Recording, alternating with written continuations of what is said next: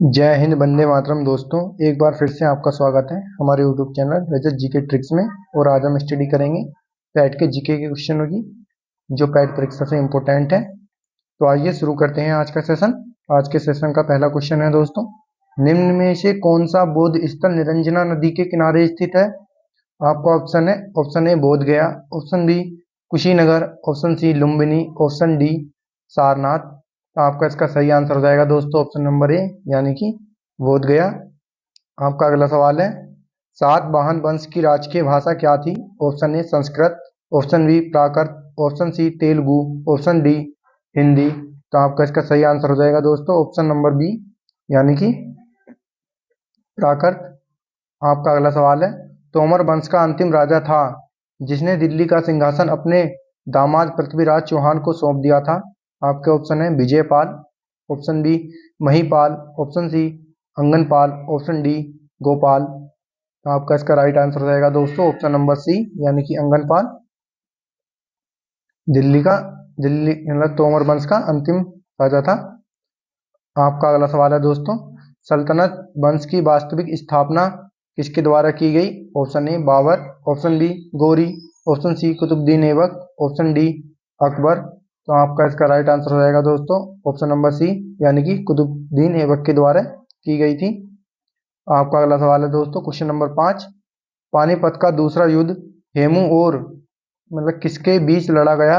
Option number A Aurangzeb, option B Nadir Shah, option C Akbar, option D Timur. तो आपका इसका सही आंसर हो जाएगा दोस्तों ऑप्शन नंबर सी, यानी कि अकबर।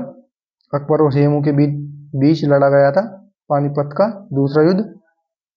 आपका अगला सवाल है, क्वेश्चन नंबर 6, महात्मा गांधी संबंधित थे? ऑप्शन ए मतलब आपका मतलब किस किस से संबंधित थे महात्मा गांधी?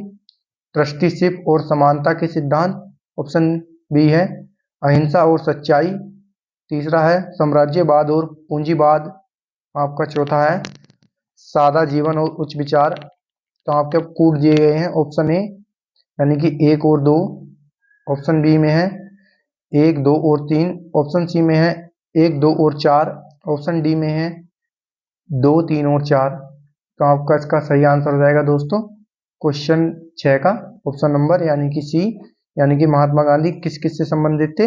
एक तो थे वे ट्रस्टीशिप और समानता के सिद्धांत से, और दूसरे थे अहिंसा और सच्चाई, और तीसरे थे सादा जीवन और उच्च विचार, यानी कि साम्राज्यवाद और पूंजीवाद से वे संबंधित नहीं थे। इसलिए इसका राइट आंसर जाएगा ऑप्शन नंबर सी।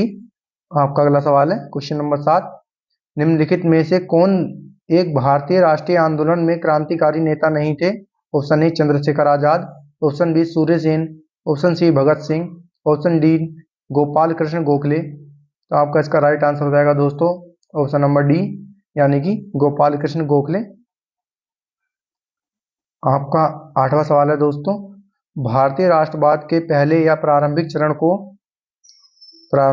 को कौन सा चरण भी कहा जाता है? यानी कि कौन सा चरण कहा जाता है इसको? ऑप्शन ए अंतिम, ऑप्शन बी आरंभिक, ऑप्शन सी मध्यम, ऑप्शन डी संकटपूर्ण।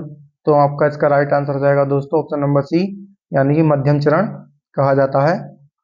आपका अगला सवाल है, अंग्रेजों से आज़ादी के लिए लड़ रहे भारतीयों द्वारा उठाई गई शपथ की वे सिर्फ भारतीय निर्मित सामानों, विशेष रूप से कपड़ों का उपयोग करेंगे को कौन सा आंदोलन कहा जाता है? ऑप्शन ए भारत छोड़ो, ऑप्शन बी विदेशी, ऑप्शन सी स्वदेशी, ऑप्शन डी होम रूल। तो आपका इसका राइट आंसर हो जाएगा दोस्तों ऑप्शन नंबर सी, यानी कि स्वदेशी आंदोलन कहा जाता है। आपका अगला सवाल है, महाराष्ट्र में वर्ष 1900 में विनायक दामोदर सावरकर द्वारा स्थापित गुप्त समाज को कहा जाता है? ऑप्शन ए अनुशील समिति, ऑप्शन बी मित्र बेला, ऑप्शन डी डेक्कन शिक्षा समाज, ऑप्शन सी सत्य शोधक समाज। तो आपका इसका राइट आंसर हो जाएगा दोस्तों ऑप्शन नंबर बी, यानी कि मित्र मेला कहा जाता है इसको।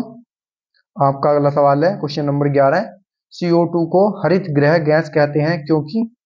ऑप्शन नंबर ए है इसका, यह पृथ्वी से विकिरित ऊष्मा को रोक लेती है, ऑप्शन बी यह सूर्य से विकिरित ऊष्मा को रोक लेती है, ऑप्शन सी यह वायुमंडल में बड़े लंबे समय तक ठहरती है, ऑप्शन डी ए और सी दोनों। तो आपका इसका राइट आंसर हो जाएगा दोस्तों ऑप्शन नंबर डी, यानी कि ए और सी दोनों। CO2 गैस का क्या काम है? यह पृथ्वी से विकिरित ऊष्मा को भी रोक लेती है और सूर्य से विकिरित ऊष्मा को भी रोक लेती है। तो इसका इसलिए राइट आंसर हो जाएगा ऑप्शन नंबर सी, नहीं ऑप्शन नंबर डी, सॉरी। आपका अगला सवाल है, समान तापक्रम वाले स्थानों को जोड़ने वाली रेखा का नाम बताइए। ऑप्शन ए समतापीय रेखा, ऑप्शन बी समदाबीय रेखा, ऑप्शन सी समवर्षा रेखा, ऑप्शन सी समावयवी रेखा। तो आपका इसका राइट आंसर हो जाएगा दोस्तों ऑप्शन नंबर ए, यानी कि समतापीय रेखा कहा जाता है समान तापक्रम वाले स्थानों को जोड़ने वाली रेखा को। आपका अगला सवाल हो जाएगा दोस्तों क्वेश्चन नंबर 13, हिमालय पर्वत और इसकी नदियों के संबंध में निम्नलिखित कथनों पर विचार करें और सही को चुने। ऑप्शन ए है आपका, हिमालय पर्वत युवा, कमजोर और अपनी भूगर्भिक संरचना में लोचनशील है। ऑप्शन बी, हिमालय को तेज बहती नदियों ने काट छाड़ दिया है जो युवावस्था में है। ऑप्शन सी है ए और बी दोनों गलत हैं, या फिर ऑप्शन डी है ए और बी दोनों सही हैं। तो आपका इसका राइट आंसर हो जाएगा दोस्तों ऑप्शन नंबर सी, यानी कि ए और बी दोनों सही हैं। आपका क्वेश्चन नंबर 14 है दोस्तों, निम्नलिखित में से कौन सी नदी ब्रह्मपुत्र की सहायक नदी है। Option A Kameng, option B Subansiri, option C Dihang, option C Swarna Rekha. तो आपका इसका राइट आंसर हो जाएगा दोस्तों ऑप्शन नंबर डी, यानी कि स्वर्ण रेखा ब्रह्मपुत्र की सहायक नदी है। आपका अगला सवाल है दोस्तों क्वेश्चन नंबर 15, भारत में फसल ऋतुओं के बारे में निम्नलिखित में से कौन सा सही नहीं है। ऑप्शन ए खरीफ ऋतु जून से दिसंबर तक होती है। ऑप्शन बी रबी ऋतु अक्टूबर से मार्च तक होती है।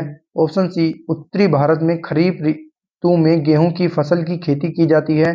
ऑप्शन डी जायद ऋतु अप्रैल से जून तक होती है। तो आपका इसका राइट आंसर हो जाएगा दोस्तों ऑप्शन नंबर सी, यानी कि उत्तरी भारत में खरीफ ऋतु में गेहूं की फसल की खेती की जाती है। यह आपका सही नहीं है। आपका अगला सवाल है, किसके लिए स्वाधार योजना स्थापित की गई। ऑप्शन ए गरीब और विधवाओं, ऑप्शन बी बच्चों, ऑप्शन सी युवाओं, ऑप्शन डी बेरोजगारों। तो आपका इसका राइट आंसर हो जाएगा दोस्तों ऑप्शन नंबर ए, यानी कि गरीबों और विधवाओं के लिए स्वाधार योजना स्थापित की गई थी।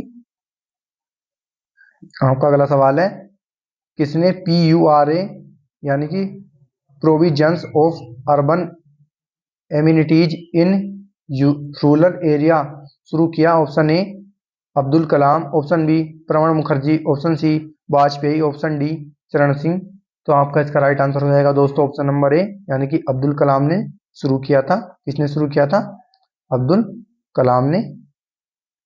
आपका अगला सवाल है, बेसल मानदंड और रूपरेखा हाल ही में समाचारों में है, निम्न में से किस क्षेत्र से संबंधित है।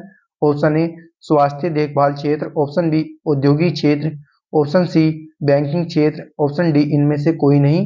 तो आपका इसका राइट आंसर हो जाएगा दोस्तों ऑप्शन नंबर सी, यानी कि बैंकिंग क्षेत्र से संबंधित है। कौन सी? बेसल मानदंड और रूपरेखा हाल ही में इससे संबंधित है, बैंकिंग क्षेत्र से। आपका अगला सवाल है दोस्तों 19,